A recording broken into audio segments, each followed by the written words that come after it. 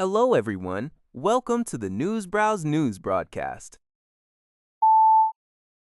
According to a report by UPI, South Korea has officially launched a policy finance framework to support a massive $150 billion shipbuilding cooperation initiative with the United States. Under this new agreement, the newly established Korea-U.S. Strategic Investment Corporation, along with 4 state-backed financial institutions and the nation's 3 major shipbuilders, HD Hyundai Heavy Industries, Samsung Heavy Industries, and Hanwha Ocean, signed a Memorandum of Understanding in Seoul.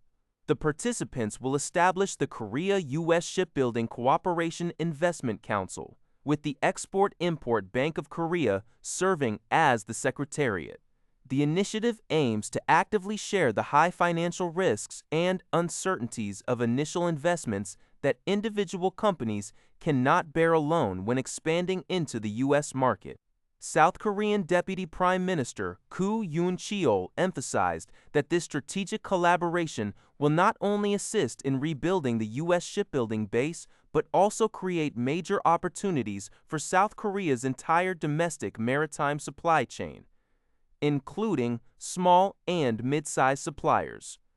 The government plans to leverage this framework to actively finance investments in U.S. shipyards, naval vessel construction, and commercial shipbuilding.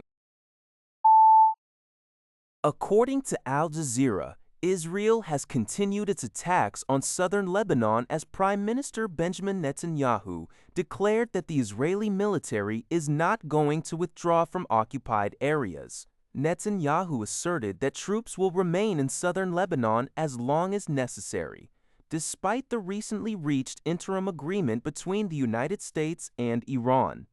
Amid the ongoing military operations, the Lebanese group Hezbollah has accused Israeli forces of targeting civilians who were attempting to return to their homes in the south, reporting that an attack killed 2 individuals and wounded a third. Meanwhile, regional tensions remain elevated beyond Lebanon. Following a meeting in Bahrain, U.S. Secretary of State Marco Rubio stated that Washington and its Gulf allies have rejected any transit fees or restrictions imposed by Iran in the strategic Strait of Hormuz. In response, Iran's Islamic Revolutionary Guard Corps warned against unauthorized crossings of the strait, which remains a primary flashpoint in the conflict. According to Yonhap News Agency, North Korean leader Kim Jong-un oversaw the testing of key upgraded weapons on June 25, the 76th anniversary of the outbreak of the Korean War. The weapon test aimed at enhancing Pyongyang's capabilities to target major facilities in South Korea.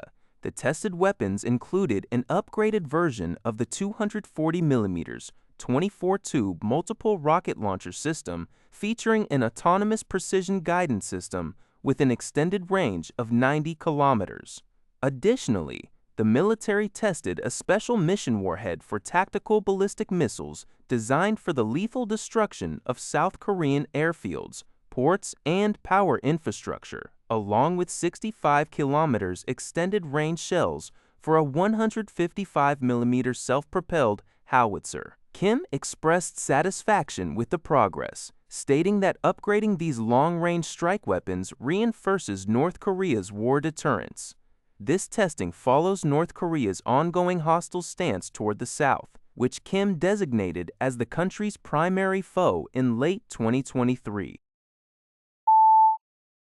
According to RNZ, the autonomous Bougainville government, ABG, has formally proposed a 3-stage pathway to achieve full independence from Papua New Guinea, PNG, by 2030.